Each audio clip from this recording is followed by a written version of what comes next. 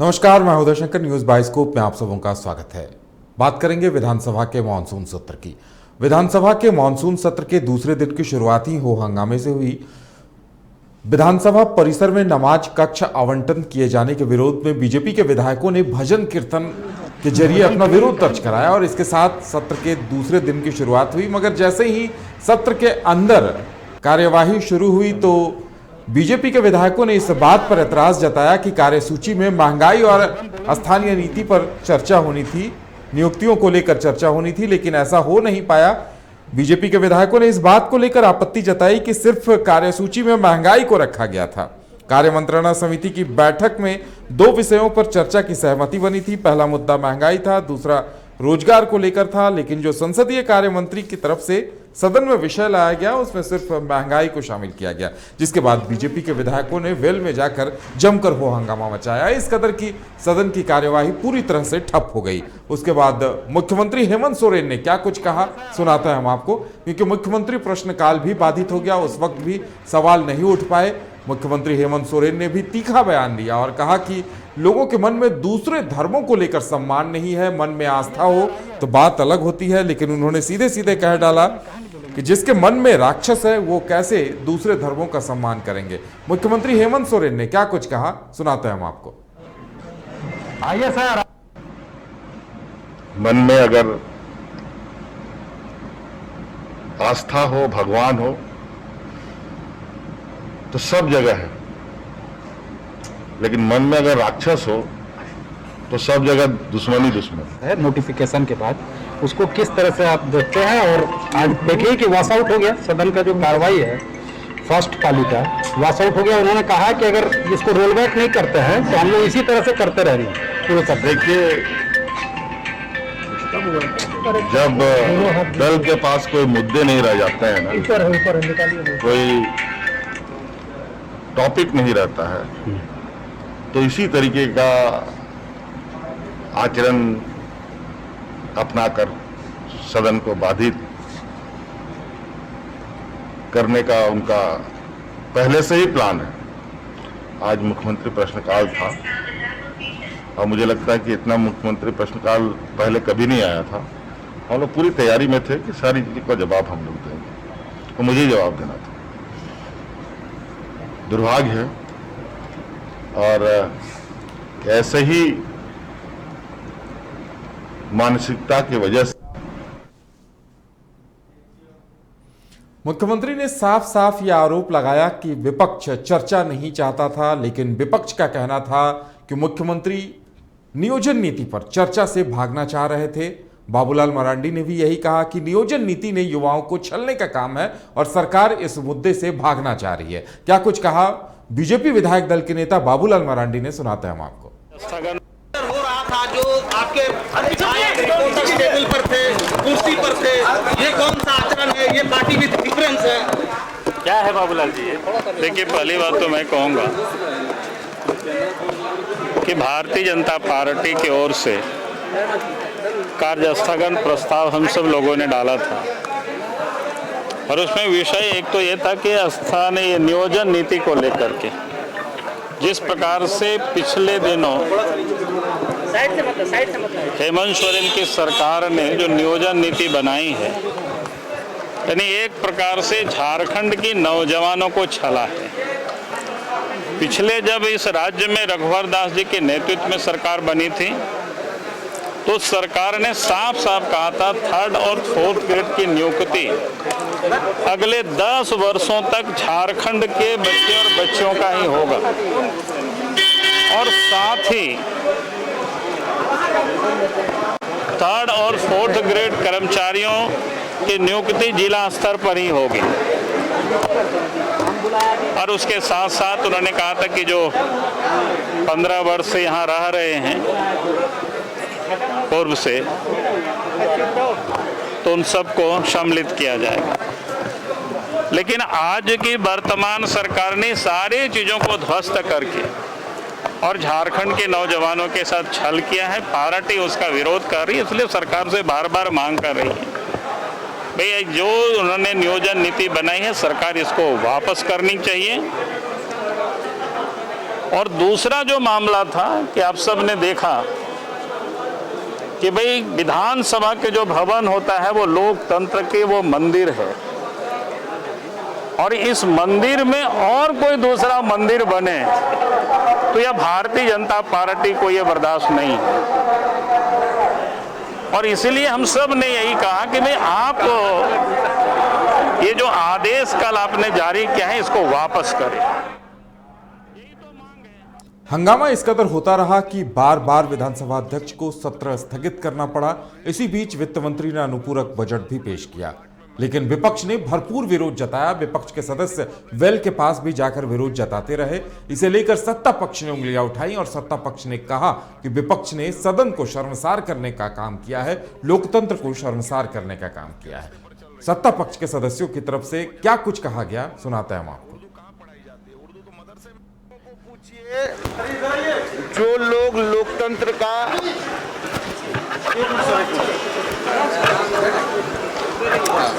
लोग लोकतंत्र का माखौल उड़ा रहे हैं, क्योंकि उनके पास मुद्दे का अभाव हो गया है, उनके पास राज्य सरकार के विरुद्ध में कोई मजबूत मुद्दा नहीं है, इसलिए वो सेंटिमेंट की राजनीति कर रहे हैं, लोगों को गुमराह करने की राजनीति कर रहे हैं और लोकतंत्र के इस पवित्र मंदिर को शर्मसार करने की कोशिश कर रहे हैं। टेबल पे लोग बैठ रहे हैं, वो कैसा आचरण था आप लोग जो? मैं ये कह रहा हूँ कि जनता के लिए जनता के द्वारा चुनी हुई सरकार लोकतंत्र है, ये लोकतंत्र का मंदिर है। इसमें जनता ने बहुत आशा उम्मीद से इनको प्रतिनिधि बना के भेजा है। क्या ये आचरण करने के लिए भेजा है? अपनी बात को रखना है मजबूती से, लेकिन क्या इस तरह के आचरण करके, हंगामा करके, और लगातार आप देख रहे हैं कि जब जब सदन चलता है तब तक ये लोग इसी तरह का आचरण करते हैं। तो मुझे लगता है कि ये इस पवित्र मंदिर को शर्मसार कर रहे हैं और अपने नैतिक मूल्यों को खो रहे हैं। आए और एक एक बात का जवाब दूंगा कि 2 साल में जनता ने जवाब दिया है। जनता ने 3 चुनाव हुए यहाँ, और इन लोगों ने बहुत सारे हथकंडे अपना कहेंगे 1 सीट जिता दो हम सरकार बना लेंगे, लेकिन जनता ने इन्हें मुंह तोड़ जवाब दिया और 3 सीट महागठबंधन की झोली में डालने का काम किया। हम जनता से जवाब मांगते हैं।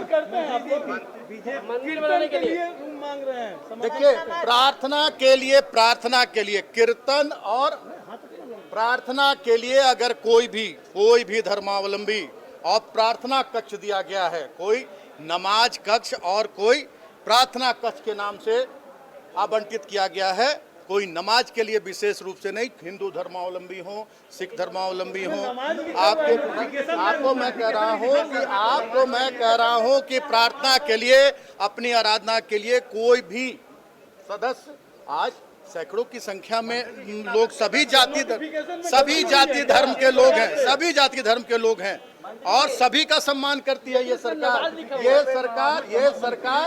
सरकार विभेद करके, जाति धर्म करके, हिंदू मुस्लिम करके सत्ता हथियाना नहीं जानती है। व्यवस्था को इसलिए बोला कि एक कमेटी गठन कर दीजिए, और पूर्व में जो व्यवस्था आपके समय आप ही का सरकार था, पूर्व में भी आपने क्या किया, उसी व्यवस्था को तो यथावत कर दिया है।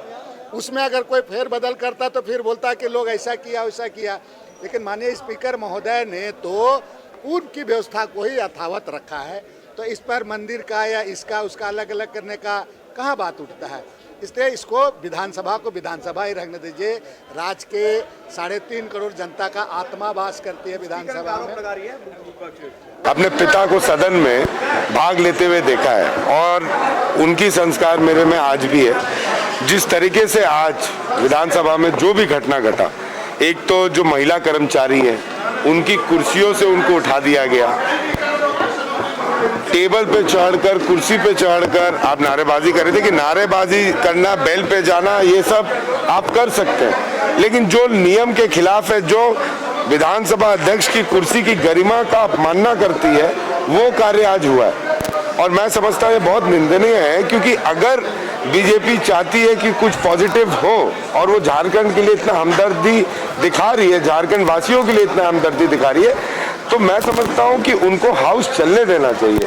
हम लोग सुबह से शाम तक इसलिए वेट करते हैं कि अनुसूचित के तहत हमारी क्वेश्चन आए, सूचना शून्यकाल, ये सब प्रोसीडिंग विधानसभा का पूरी तरीके से चले, लेकिन बीजेपी ये चलने नहीं दे रही है।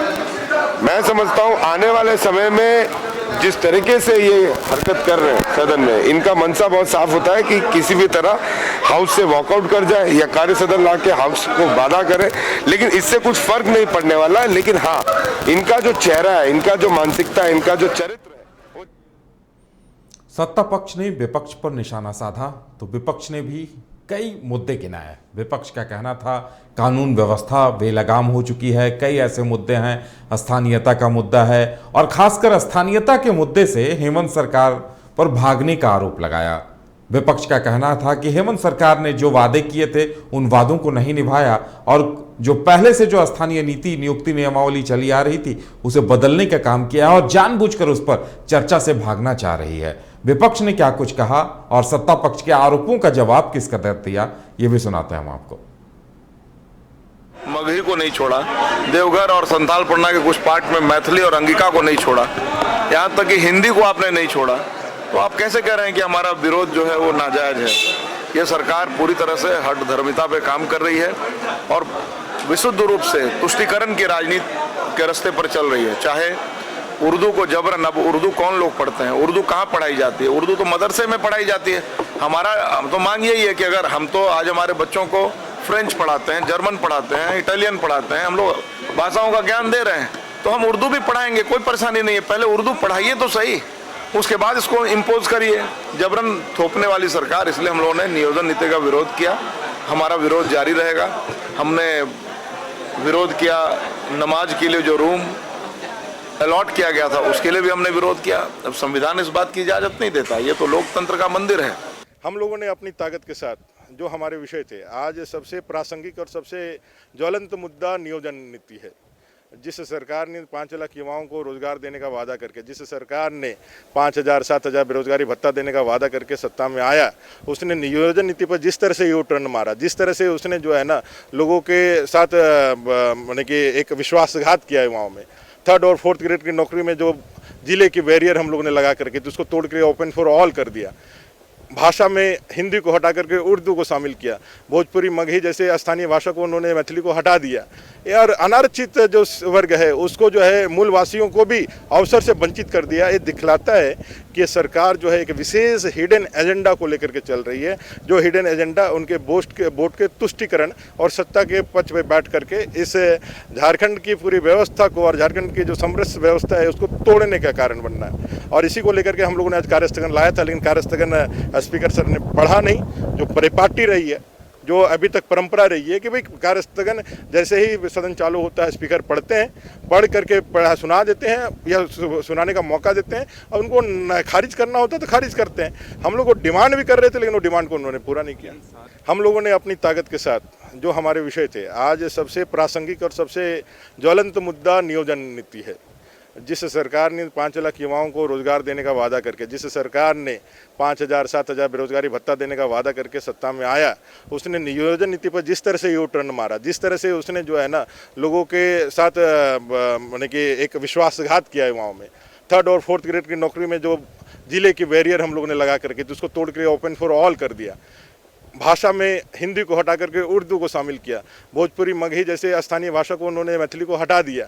और अनारक्षित जो वर्ग है उसको जो है मूलवासियों को भी अवसर से वंचित कर दिया। ये दिखलाता है कि सरकार जो है एक विशेष हिडन एजेंडा को लेकर के चल रही है, जो हिडन एजेंडा उनके वोट के तुष्टीकरण और सत्ता के पक्ष में बैठ करके इस झारखंड की पूरी व्यवस्था को और झारखंड की जो समरस व्यवस्था है उसको तोड़ने का कारण बनना है। और इसी को लेकर के हम लोगों ने आज कार्यस्थगन लाया था, लेकिन कार्यस्थगन स्पीकर सर ने पढ़ा नहीं। जो परिपाटी रही है, जो अभी तक परंपरा रही है कि भाई कार्यस्थगन जैसे ही सदन चालू होता है स्पीकर पढ़ते हैं, पढ़ करके सुना देते हैं या सुनाने का मौका देते हैं, और उनको खारिज करना होता है तो खारिज करते हैं। हम लोग को डिमांड भी कर रहे थे लेकिन वो डिमांड को उन्होंने पूरा नहीं किया। ये पहली बार ऐसी व्यवस्था हमने देखी है अपने इस काल में, क्योंकि कार्यमंत्रणा में सदस्य के रूप में लंबे समय से हम लोग रहे हैं और एक सहमति से बिजनेस तैयार होता है कि किस विषयों पर राज्य के ज्वलंत विषयों को लाने का एक परंपरा सी रही है। अब कार्य मंत्रणा में जब बेरोजगारी जैसे विषय, मैंने तो उद्योग जैसे विषय को भी इसलिए रखा था क्योंकि कुछ दिन पहले रोड शो करके माननीय मुख्यमंत्री जी आए थे और मैंने उनसे आग्रह किया था कि ये एक अवसर है जब आप राज्य के बारे में उद्योग से संबंधित जो रोड मैप आपका तैयार है उसको सदन में रखने का काम करें। उसमें असहमति शायद उनकी तैयारी ना हो, लेकिन बेरोजगारी पर सहमति बनी थी और सहमति के बाद भी पहली बार उनको बहस से इस विषय को हटाया गया। ये एक गलत परंपरा की प्रारंभ किया गया है और इस तरह से जो सदन है और सदन के अंदर जो हमारे स्पीकर साहब है, स्पीकर साहब जो संरक्षण की बात करते हैं, जो एवरीवन सभी मेंबर्स के ऊपर उनका संरक्षण बना रहे और विषय जो सहमति से आए उसको निश्चित रूप से सदन में लाना चाहिए। एक काफी एक गलत परंपरा की और सदन को आगे प्रवाहित करने की तैयारी चल रही है। बहुत चीज सोच समझ लेना चाहिए, लोगों के भावना का कदर करना चाहिए। पार्टी के सत्ता और विपक्ष दोनों के लोगों के भावना का कदर करते हुए कोई निर्णय लेना चाहिए। मुख्यमंत्री ने कहा विपक्ष जो है उनके दिल में राक्षस बसा हुआ है और मुंह में राम। ऐसा बिल्कुल नहीं है। हम लोगों ने तो मुख्यमंत्री प्रश्नकाल के माध्यम से कई ज्वलंत मुद्दे सरकार के समक्ष लाए थे। सरकार को खड़ा होकर जवाब देना चाहिए कि भाई मुख्यमंत्री प्रश्नकाल सदन में चले और जो सवाल आए हैं मुख्यमंत्री प्रश्नकाल के माध्यम से मुख्यमंत्री खड़ा होकर जवाब दे राज्य की जनता को। जो सरकार का चुनावी घोषणा पत्र में था 1932 का खतियान, कहीं इनकी इस नीति में दिख नहीं रहा, इसलिए हम लोगों ने सीधे सीधे उनसे कहा था कि भाई आप जो चुनावी घोषणा पत्र में राज्य की जो जनता को वादा किए थे उसी वादा को आप पूरा कर दीजिए। यही हम तो विधानसभा के मानसून सत्र में सत्र भी चल रहा, विधायक भी मौजूद थे और मुद्दे भी थे, लेकिन चर्चा नहीं हो पाई। पक्ष विपक्ष के इन आरोपों के बीच माले विधायक विनोद सिंह ने जनता की बात रखते हुए कहा कि आखिर जनता क्या करे। विनोद सिंह का सवाल यह था कि आखिर राज्य सरकार नियोजन नीति के मुद्दे से भाग रही है तो बीजेपी महंगाई के मुद्दे से भाग रही है। ऐसे में जन मुद्दों का क्या होगा? विनोद सिंह ने किस तरह से अपनी चिंता जाहिर की, सुनाते हैं हम आपको। जो national monetisation of pipeline NMP है वो और महंगाई को बढ़ाने वाली है, तो भाजपा महंगाई पर चर्चा करने से बच रही थी। लेकिन अगर राज्य सरकार महंगाई पर चर्चा करने पर इतनी गंभीर थी तो उनको ये बताना चाहिए उन्होंने राज्य से इस दिशा में क्या उपाय किए। राज्य में जो बेरोजगारी का स्तर जो तीसरे आधार पर हो गई है, जब महंगाई है तो आप लोगों को राहत देंगे। इस राहत में अगर और बेरोजगारी दर बढ़ेगी तो राज्य सरकार इस पर जवाब देने के लिए बची थी। तो इस मसले पे अगर आप देखिए, रोजगार महंगाई एक दूसरे से जुड़ा हुआ पहलू है और दोनों का व्यवहार एक दूसरे की सिक्के के दो पहलू है। अनुपूरक बजट जो आया है तो क्या कहेंगे, अनुपूरक बजट लाना कितनी आवश्यकता है? देखिए, अनुपूरक बजट तो है ही, अनुपूरक बजट की तो बहुत आवश्यकता है, क्योंकि पिछला आपने बजट लिया और उसके बाद कोविड-2 आया। तो लेकिन सवाल है कि जो आपकी चुनौतियां हैं, जो आपकी परेशानियां हैं, जो आपकी डिमांड है, क्या आपका अनुपूरक उसकी पूरा करता है? तो वो नहीं है। अभी स्वास्थ्य, नए रोजगार के नियुक्तियों के क्षेत्र में बजट और ग्रामीण सड़कें ये सबसे खराब है। ये जो अनुपूरक भी है, अभी हमने प्रथम दृष्टया जो देखा है, ये तीनों में जितना डिमांड है राशि की, धन की, जरूरत की, वो प्रतिपूर्ति नहीं कर पा रहा है। तो पक्ष विपक्ष के वाद विवाद से परे विनोद सिंह ने अनुपूरक बजट को भी नाकाफी करार दिया और कहा कि जन मुद्दों पर चर्चा होनी चाहिए थी। जिस तरह से सदन में सत्ता पक्ष और विपक्ष के बीच नोकझोंक हुई, हंगामा हुआ, एक दूसरे के खिलाफ आरोप प्रत्यारोप का लंबा दौर चला, उसका असर बाहर भी दिखा। जेएमएम ने मीडिया से बातचीत करते हुए आरोप लगाया कि बीजेपी के विधायकों ने जो कुछ कहा वो बिल्कुल उचित नहीं था। जेएमएम महासचिव ने क्या कुछ कहा, क्या कुछ आरोप लगाए बीजेपी के रवैये को लेकर, यह भी सुनाते हैं हम आपको। लेकिन आज चूंकि बहुत सीमित समय के लिए राज्य की विधानसभाएं आयोजित होती हैं, उस वक्त को सार्थक रूप से लेना चाहिए। लेकिन हम लोगों ने देखा जो पहला दिन था, शोक प्रकट करने का दिन था, उस दिन भी हंगामा हुआ और आज भी जो परिस्थिति उत्पन्न, भाजपा ने अपना परिचय दे दिया। उनको अचानक 2019 याद आ गया। 2019 में दिसंबर में इस राज्य की प्रबुद्ध मतदाता मंडल ने उनको राज्य विधानसभा में झाल बजाने लायक बना दिया था। आज उन्होंने उसी झाल और ढोल मजीरा बजाकर अपना सही परिचय लोगों के बीच में दिया कि अब उनके पास ना मुद्दे हैं, ना उनके पास नेता हैं, ना जनता के सवाल है। इसलिए अब उनका काम केवल झाल बजाना ही रहे। तो सत्ता पक्ष और विपक्ष के बीच एक दूसरे पर आरोप प्रत्यारोप का दौर चला, नुक्ताचीनी हुई, नोकझोंक हुई। तो वहीं बड़े दिलचस्प अंदाज में बीजेपी के विधायक रणधीर सिंह और कांग्रेस के विधायक इरफान अंसारी ने एक दूसरे पर तंज कसा। क्या कुछ कहा उन्होंने एक दूसरे को लेकर, जरा आप भी सुने। मैं जब मंदिर का सम्मान करता हूं, मैं बाबा बैद्यनाथ धाम का सम्मान करता हूं, तो भाजपा के नेताओं को भी हमारे मंदिर मस्जिदों का भी सम्मान करना चाहिए और नमाज गृह का भी सम्मान करना चाहिए, तभी खूबसूरती होता है। ये लोग हम झाल बजवाएंगे, रुकिए ना, अभी देखिए ना, अभी झाल बजवाएंगे और ढोलक तबला ही बजवाएंगे लोग, चिंता मत कीजिए, 10 का आंकड़ा पार नहीं करेगी भाजपा। चलिए वापस हिंदू धर्म में आएंगे। उनके पूर्वज हिंदू थे, उनका डीएनए का जांच करिएगा तो वो हिंदू थे। वापस हिंदू धर्म में उनको लाने का काम हम लोग करेंगे। जबरन करेंगे, आएंगे ही। कैसे वो समझा बुझा के लाएंगे उनको, कैसे समझिए, घर वापसी करेंगे। हमारे मित्र हैं, हम घर वापसी करेंगे। तो अगर मानसून सत्र के दूसरे दिन को देखा जाए तो दूसरा दिन भी हंगामे की भेंट चढ़ गया। शोक प्रस्ताव पर सियासत हुई थी पहले दिन, उस दिन भी जमकर हंगामा हुआ था, दूसरे दिन भी यही हुआ है। कई जन मुद्दे सामने खड़े हैं। देखने वाली बात यह होगी कि सत्र के जो बचे हुए दिन हैं उनका सदुपयोग कितना होता है। सत्ता पक्ष और विपक्ष एक दूसरे से सामंजस्य बनाकर जन मुद्दों पर कितनी चर्चा करते हैं। फिलहाल हमारे साथ इतना ही, मुझे दीजिए इजाजत और आप देखते रहिए न्यूज़ बाइस्कोप। नमस्कार।